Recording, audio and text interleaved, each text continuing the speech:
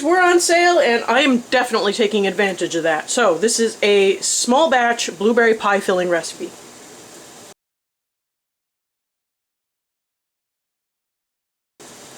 Welcome back. If you're new here, I'm Kathryn, the Aerogarden Homesteader, and today is blueberry pie filling. It is a small batch, so this should only make 2 quarts. I have water going. I am going to blanch my blueberries, which I have rinsed and picked most of the stems off. Apparently I missed one. So this needs to blanch for 1 minute, and then I need to make the filling.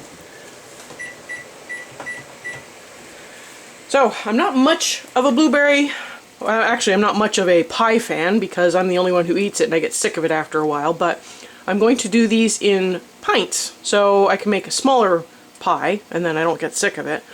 But I am hoping that this will live up to the memory, because no pie has. My grandmother used to make pies that were just to die for. Blueberry pie. I loved those. And nothing I have had store-bought has really lived up to it. And I don't know if it was the type of blueberry she was using. So I am making my own. I did consult with her recipe, and she does put nutmeg in. I will not be putting nutmeg in because I couldn't find it. Imagine that. So I will pass on the nutmeg, and then if I can find some before I make the actual pie, I will put it in. If I can't find it before I'm ready to make the pie, I will just go get more nutmeg. I'm sure I have some somewhere. So, okay, there you go. So this needs to drain. I'm just going to toss this in the sink so it can drain there. And then I need to remove 2 cups of water so I can get my sauce going. I guess it didn't really flavor the water that much, but that can sit and drain, and now I need 2 cups of water.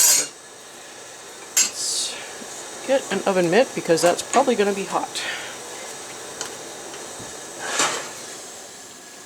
Now there's probably better ways to do this. I probably could have just pre-portioned out water. You can use juice. I am opting to use the water that I blanched them in because I thought it might actually burst some of the blueberries and flavor the water a little, but apparently it didn't.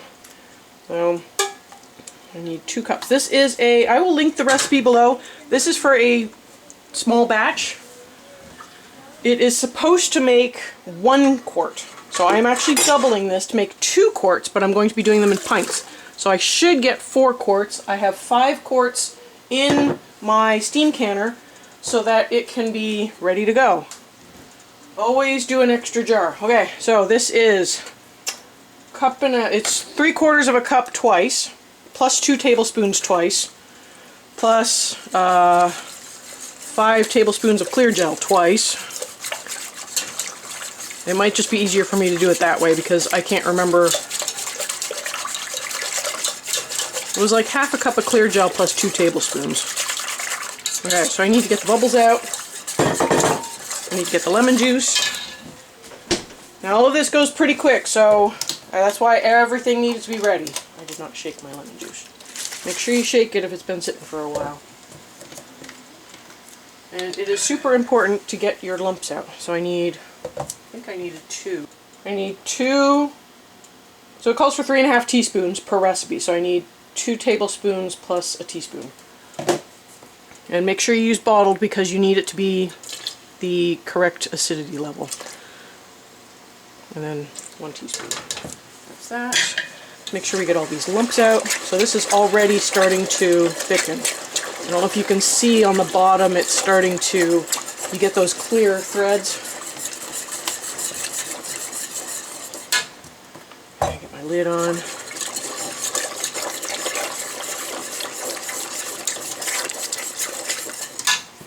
Check my recipe, make sure I didn't forget anything. So you would add the spice at the end. It does call for cinnamon and nutmeg for this particular recipe. And like I said, my grandmother only put in nutmeg, so I will put some in when I track it down. That's where we're at. So as soon as this thickens, I need to reduce heat, cook about 10 minutes until thickened. Alright, well it's not taking 10 minutes. I'm going to reduce the heat though. And then I need to put the blueberries in. Okay, well that might be it. Boy. Okay, let me get this off the heat for a second.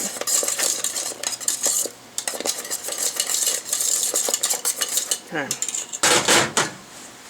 Get the blueberries in. I hope you can see this. Okay, so I want to gently fold these in, so I will not need this. I will need this.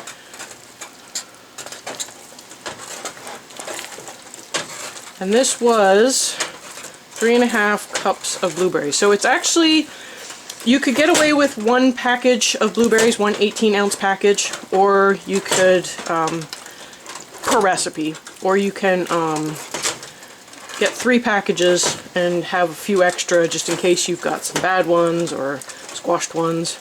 This always seems to make a little extra sauce, so it's probably fine to chuck in just a couple of extra blueberries. Okay, well that's that. Trying to be gentle, I don't want to break up too many of them, but I mean that's pretty much it. So I am going to have some leftover blueberries in the fridge that I will be just canning as blueberries. And then I will probably also try to do some in the freeze dryer, just so I have some for granola purposes. I would like to try making a nice like vanilla granola so that I can do blueberry flavored. Okay, everything is hot, hot, hot. But yeah, that went really fast. So I don't even know if I'll need to cut any of this out. So bring it over here. So this is thick. Now don't substitute cornstarch. This calls for clear gel for a reason. Clear gel will not thicken any more than this, and it will not cause any heat transfer issues. This is pie filling. Pie filling is notorious for expanding, so make sure you leave a generous inch of headspace, because this will just, I have seen this over and over again. No matter how much headspace I leave, I always get a little bit of squeeze out. So the actual recipe that I'm following is on someone's blog, but it does look like it's just a scaled down version of the approved recipe that's out there. They call for a 1/4 inch headspace. Don't do that. That would be bad. You would get like a ton of squeeze out. And I forgot to debubble. I don't know if you can see that, but there are bubbles in there. That's my bad. Good thing I caught it. So you want to just run your debubbler down there. Try to pack it in. This is going to be this is the most important time to do this because this stuff is thick. Like, look at that, it actually did go down a little bit.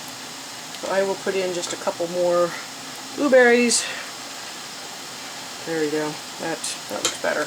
Okay, wipe the rim again, because that was my mistake. There we go. Get that going again. Okay. Obviously everything is hot, so I need to be careful.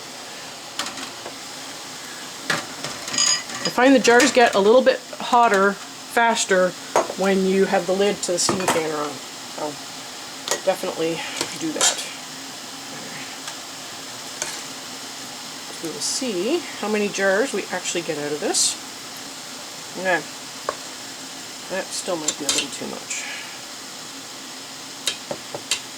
Definitely make sure it is a generous inch, because we don't want squeeze out. We don't want to lose any of this precious blueberry. I do have a jelly jar in there just in case there's a little bit extra left over, but we will see. Let me know if you want to see how this comes together as a pie. I do have like a mini pie plate, and that's kind of fun because then I know I only have like 4 small portions to deal with. I don't know why my kids don't like pie. It's got so much sugar in it, you'd think they'd love it. This needs to process for half an hour. So it's not too bad. Might actually get 4. Okay, so I should not need the last pint, but I might grab this jelly jar, fill that one up. And I probably forgot to mention it, but make sure that you mix your clear gel with your sugar because it will prevent clumping. Doesn't prevent all clumping, but it does help minimize the occurrences of clumping. Ooh, that might be full. Okay. So there's always a little extra filling than blueberries. Let's see if we can get this to go down. This one I might just leave it in the fridge so I can make a mini pie. This will probably be like a little tiny mini pie. Might be a little too much on the filling.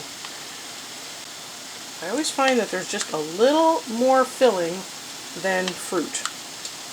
So I guess it depends on how fruity you like your, chunky, how chunky you like your pie fillings. Okay, so neat little trick.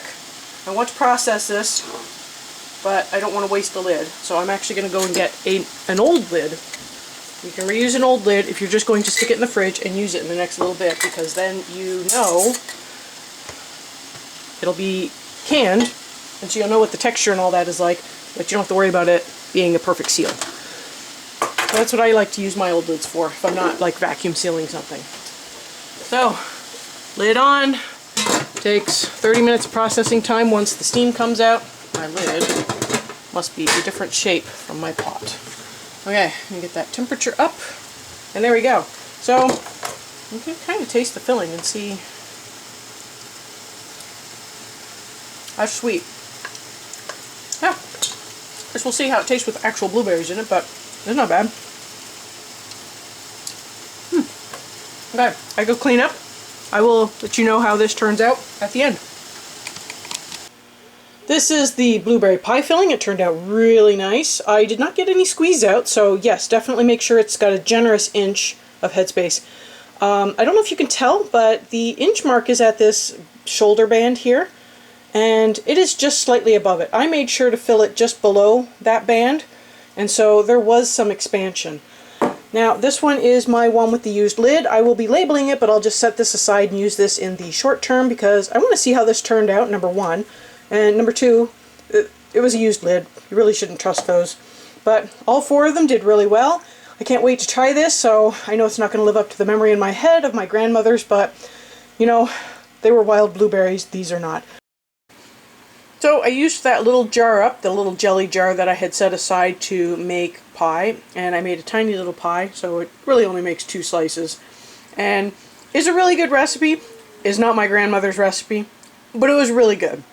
So I highly recommend giving this a try if you're looking into preserving some blueberries, maybe making some pie filling. I hope you did find this video useful. Thank you so much for joining me today. I'll have some videos up at the end that you might also enjoy watching, and I will see you next time on the Aerogarden Homestead.